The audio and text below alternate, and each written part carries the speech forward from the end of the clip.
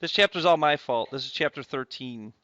The initial plan was, as we kick these seniors out the door in May, go out to the real world.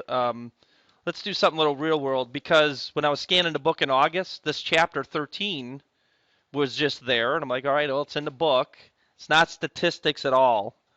Um, it can be considered consumer math, and I'm just going to use the book because I like how it constructs these things. And it's about investing and buying cars and buying houses, real life stuff. I thought that'd be a nice way to push them out the door. But now we have this week before spring break, so we're just going to kind of insert it in here as a nice little. I just remember good old Mr. S went over these things when you go out in the real world. And then lo and behold, I get this opening thing that I always brag about for this book. Not bragging, I mean I just like that the book does this. And this one is so interesting because it's actually a story about how you could get bilked out of your money. I'm like, wow, that's an interesting start because I'm going to talk about you got to invest early and watch what kind of housing loan you actually apply for, and then talk about historically how some of these things in this book actually are some of those loans that were given before the crash and caused the crash of the housing market. Remember that? Anyone know about that? So I'm still suffering from it. It's 2016, and my house is still. See, I don't even know the year. It threw me off so bad. My subdivision alone, I'm one of the few remaining original buyers. And then half of my houses in my subdivision alone, I'm talking about my cul-de-sac, were bought on foreclosures.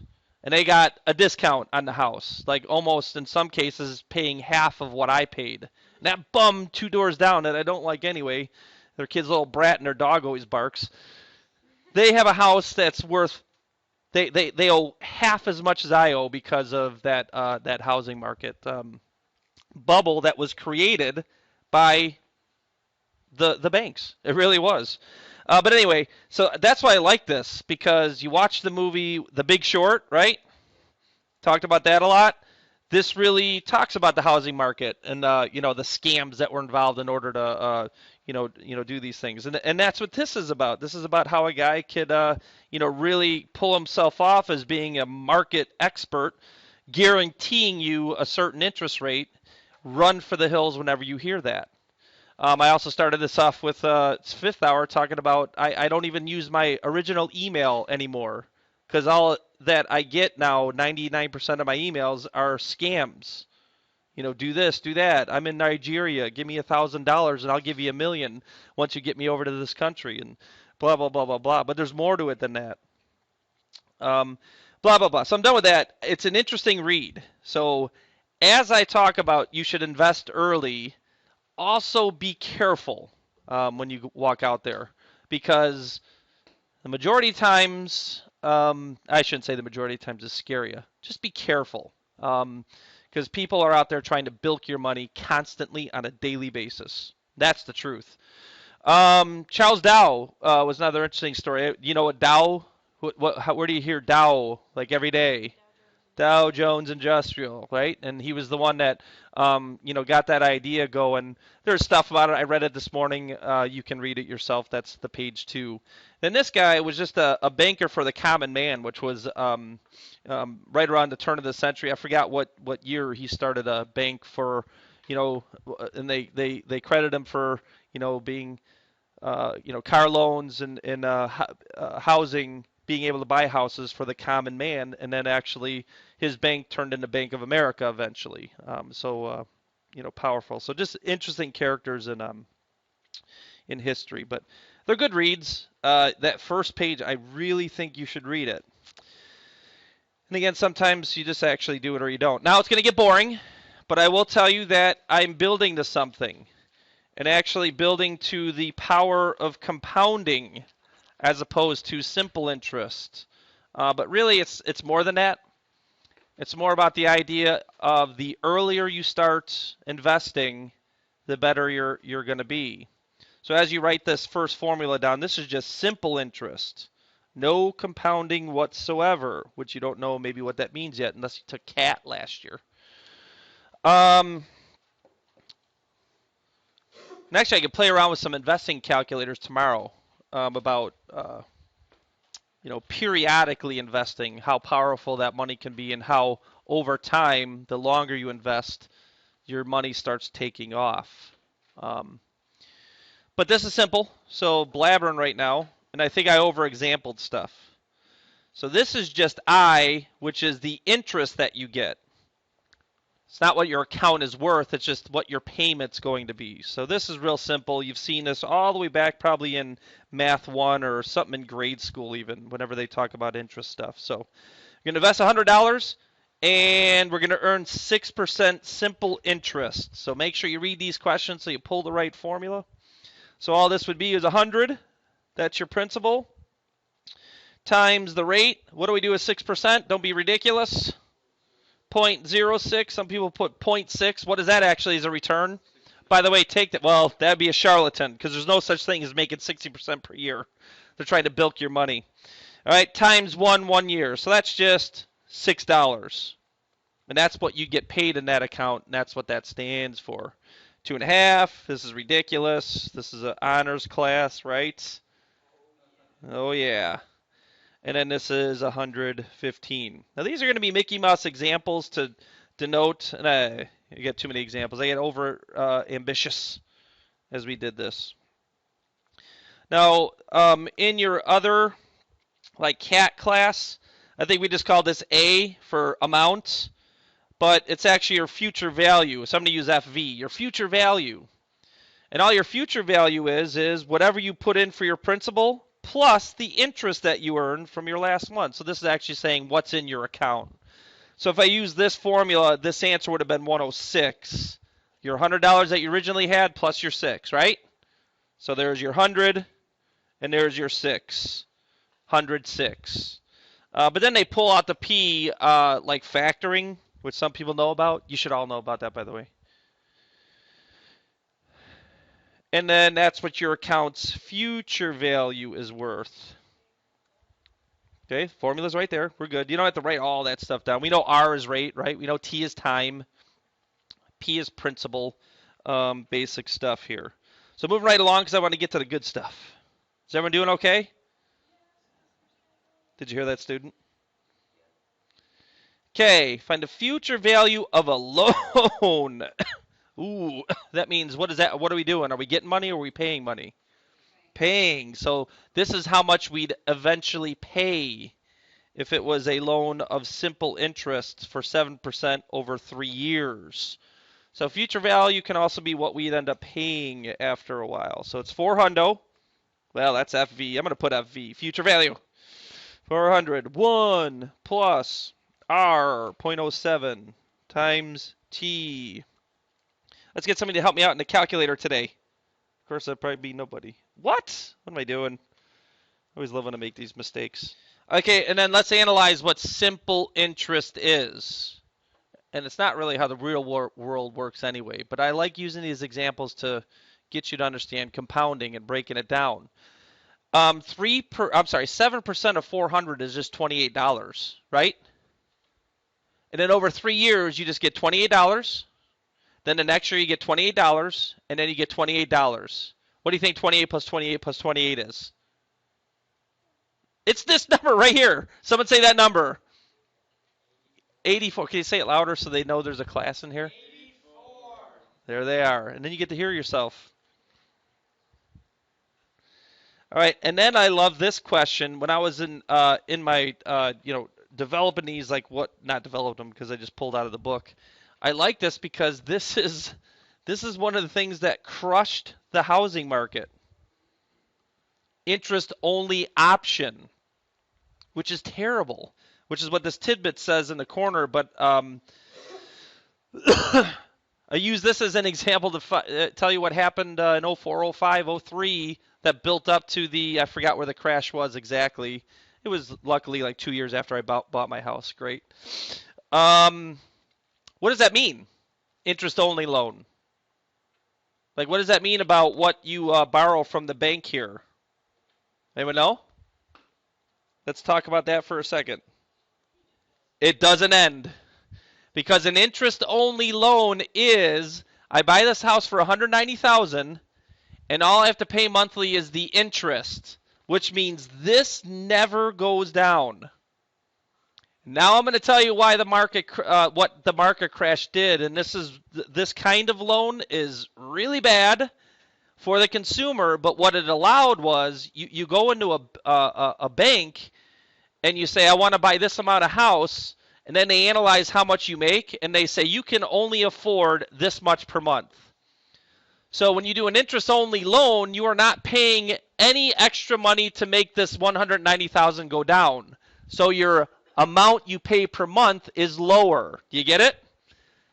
So a lot of people were able to buy bigger houses than they actually probably should have gotten. And then does anyone know, well, and then why would we do this, by the way? Well, back in 2003, 2002, 2004, everybody was making money on houses. I'd walk in, buy a house for $200,000, the next year would be worth $225,000. The next year would have a book value of $240,000. Well, guess what happened to this person that bought a $190,000 house on an interest-only loan?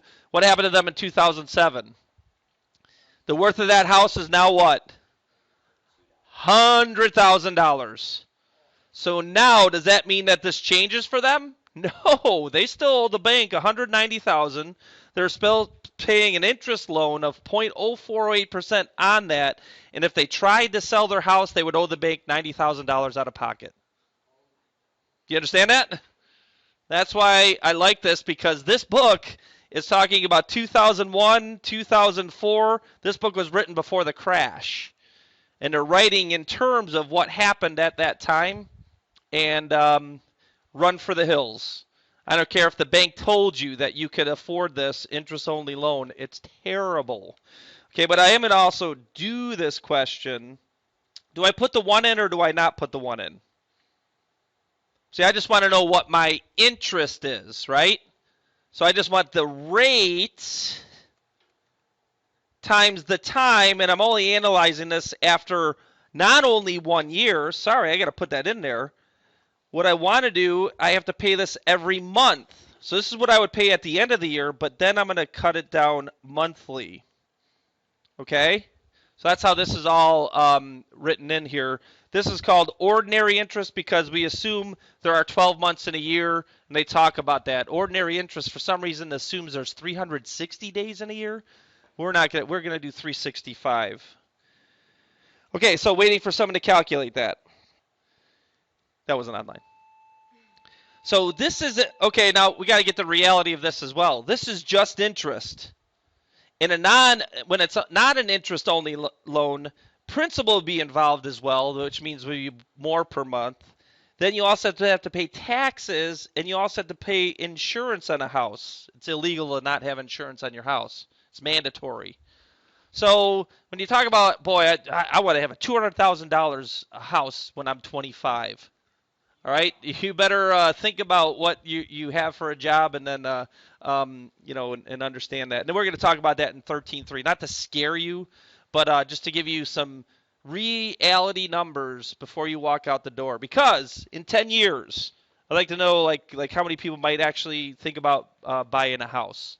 We have a newer teacher here in her 3rd year. She just bought her first condo. I'd like you to think about these things.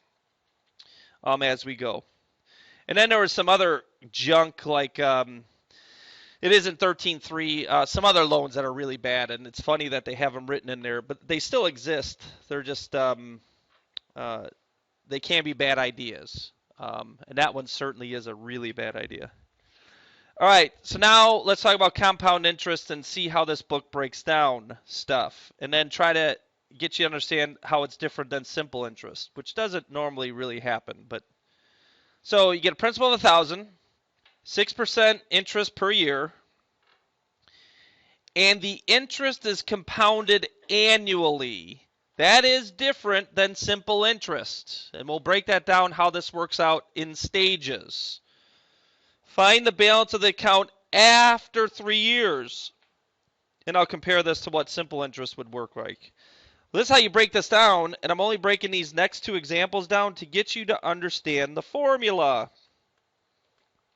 How many people were in CAT? CAT last year? We did this formula last year. Okay, but we're not constructing it in this way at the time right now. So put 1,000 in. We're back to, we want to know what the account is worth, so that's where the 1 plus comes from. You get the principal plus 1,000 times the rate times time. But this is just after year 1, so this is still year 1 right here. Now wait a minute, Mr. S, that's simple interest formula. Hold on. Okay, what's 6% of 1,000? Isn't that 60? So we would have 1,060 given, we'd get $60 in an account at the end of year 1, and that's what it's worth. But here's what happens in year 2. In year 2, I have 1,060 in my account. And then I make 6% on that year, which is still a 1 here. So it is 6% again, but it's 6% multiplied by this new number. And now what we're making is what compound interest is all about. We're now making interest on interest. The power of compounding. This is the key. Okay, someone tell me what that number is. 1123.60. Now, you're not going to think this is a big deal, and it really isn't in this small example. But if this was a simple interest question, you would just get another $60. That would be simple interest. And then we just get $11.20 after that. So there's already a $3 difference. Ooh, big deal. But now what happens is this number goes here.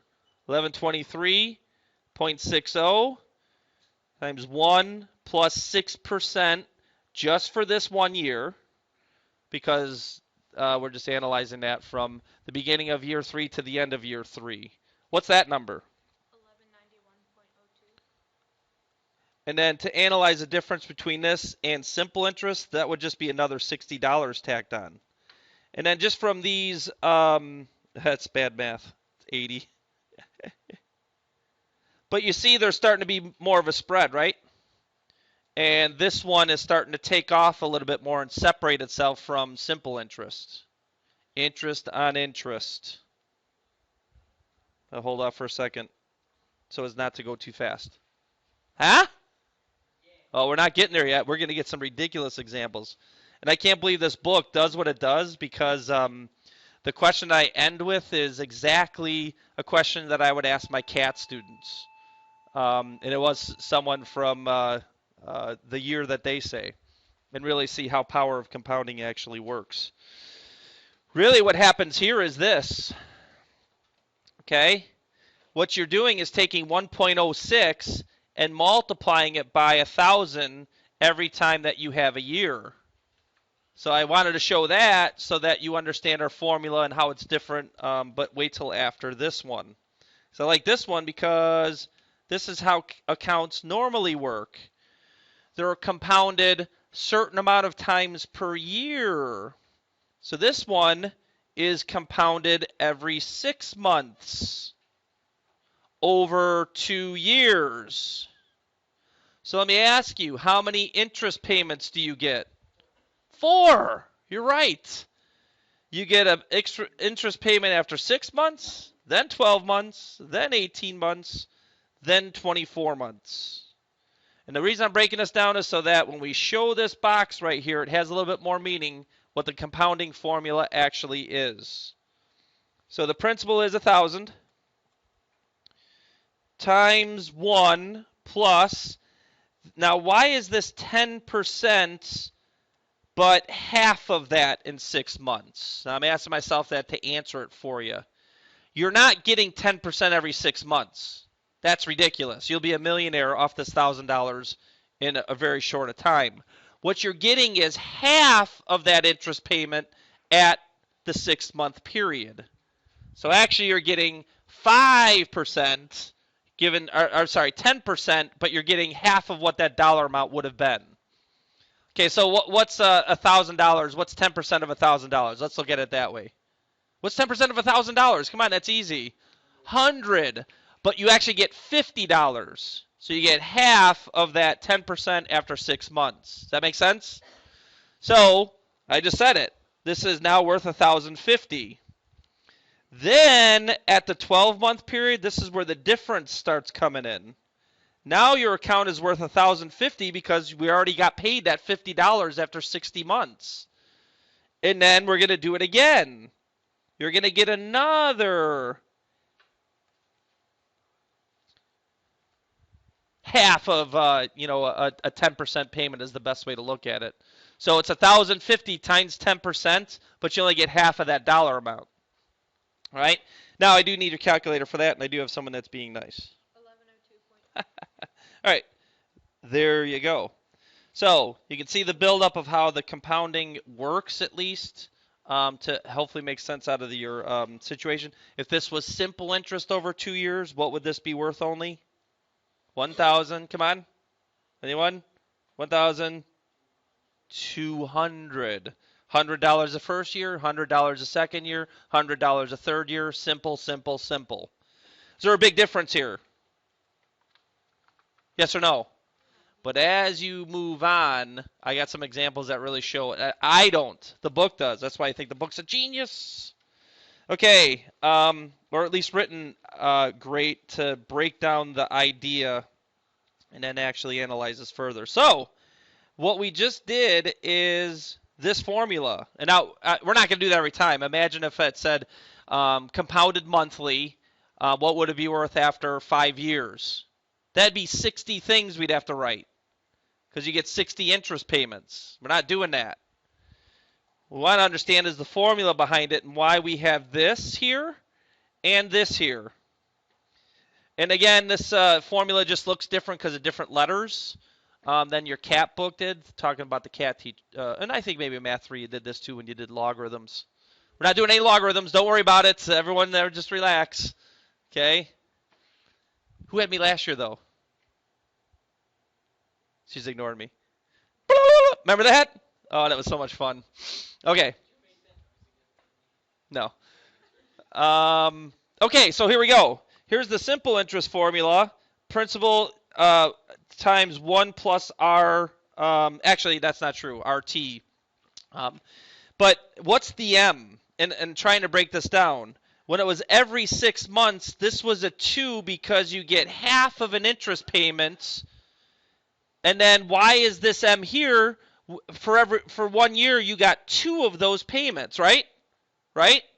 So monthly, this was a 2 and this was a 2 every 1 year.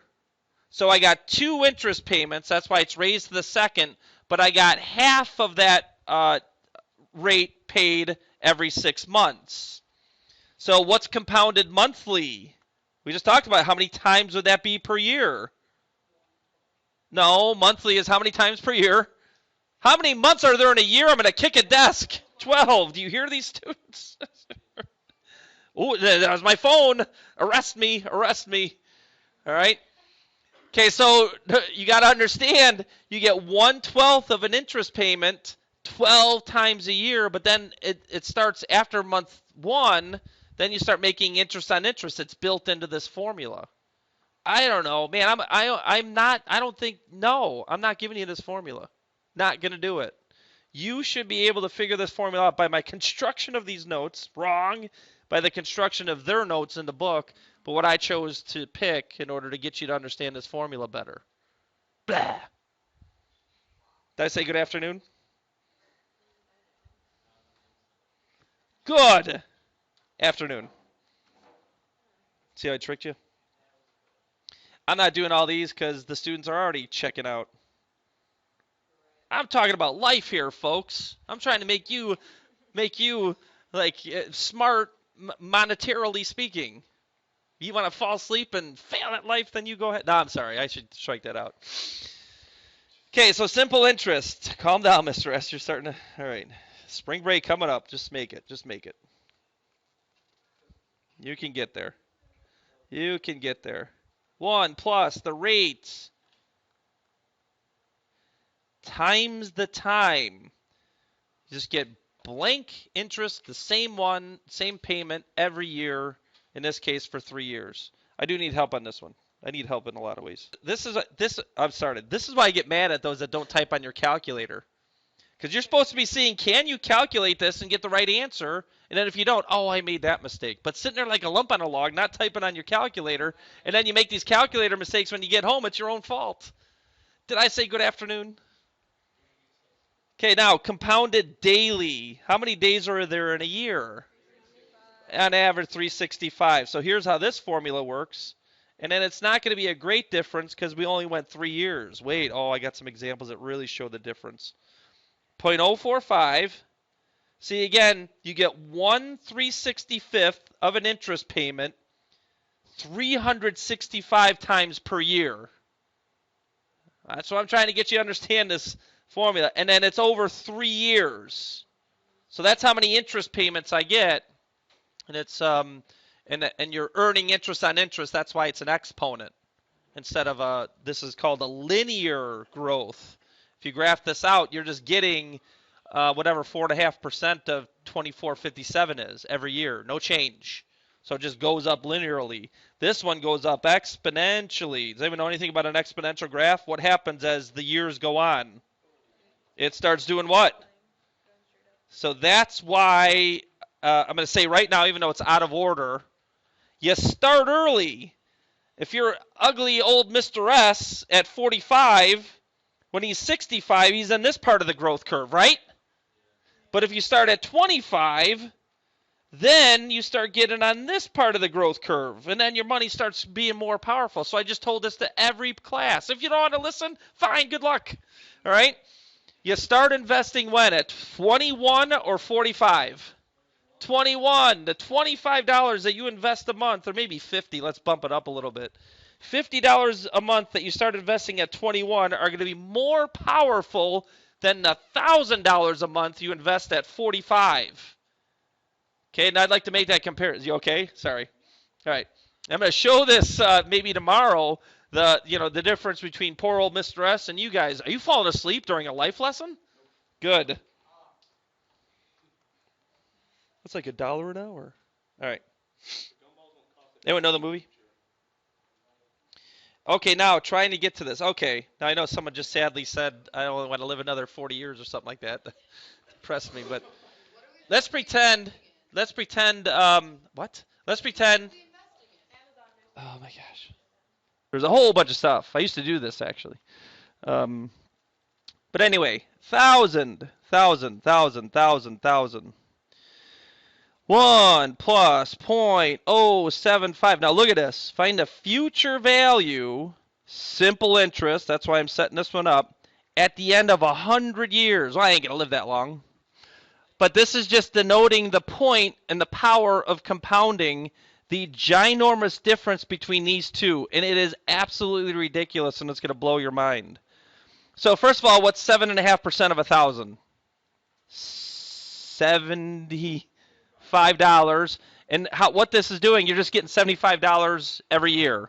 Next year, another $75. Next year, another. So that's what this formula is. That's what simple interest is. 100 years of 7.5 interest, 7.5% interest. And I think it was $8,000.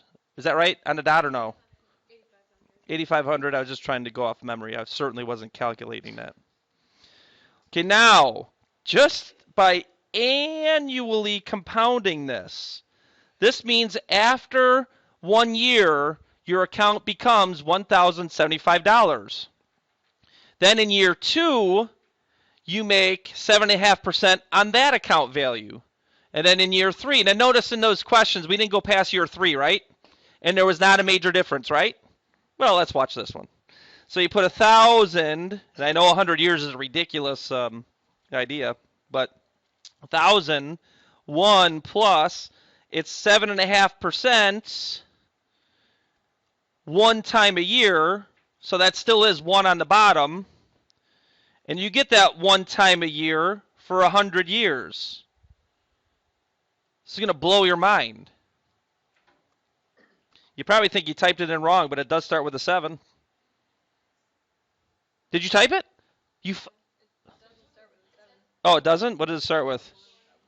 It starts with a 1? Yeah. 1,383,080. Sorry, I was thinking of a different example. There we go. What? All I'm trying to get you to understand is the power of compounding. And the power of compounding is shown in this example, but it's actually shown in the idea of me telling you that you start investing right away. Because that's where you start making interest on interest. It's built into investments and then the dollar cost averaging and all that other stuff. Isn't that wild? Then want to get nuts? Let's get nuts. This is the example that I used a similar example in cat. Excuse me, cat over the years. I don't know if I got to it last year, but I was trying to really empower you about how many years something is invested, how much it starts to go nuts and go crazy. So 2005, real good year, right? Don't stop believing. Anyone? No, it's the year the White Sox won the World Series, and then that was a popular song, right? Okay, first of all, if you had a great uncle or whatever this is, or great aunt or whatever they were, in 1777, and they invested $1,000 for you. By the way, $1,000 back then was a ginormous amount of money. I think the example I used is Uncle whatever invested $10, which was a lot of money back, and it would do a lot. How much would it be worth now? And it ended up being over $1 million. But look at this one. You do 1,000. So your ancestors were never repaid, neither were any of his descendants or her. You think it is about time to get your family money back. How much should you demand? If you think 6% per year compounded every 3 months is reasonable. Well, first of all, how many years is it from 2005 to 1970 or 1777 to 228? Don't forget about that year. That's 228 years. Now you're not going to live that long, but just say somebody did this. And I honestly think I'm going to start doing stuff for my kids, like putting some money in, so they get an extra 10 years of investing, so that when they turn 50, then they start seeing their accounts go crazy. Yeah, how about that, right? So they can get more years of action. Oh, you already got the answer, don't you? So 1,000, 1 plus 6%. And it's a period of compounding every 3 months. What is that called, actually? What's quarterly? So that means every 4 times you get 4 interest payments per year for 228 years. So blow your mind. What is the answer? Give me now. This is the one. 7. 788,915,577 and 16 cents.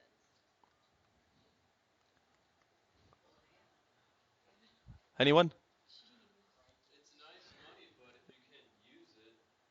that's what Uh, you're getting back. this is what I'm trying to get you to understand. This is how exponential growth works. And obviously, for 228 years, we start hitting this more. Okay? And that's the point. The longer you invest, the better. But again, how did I start this lesson off with?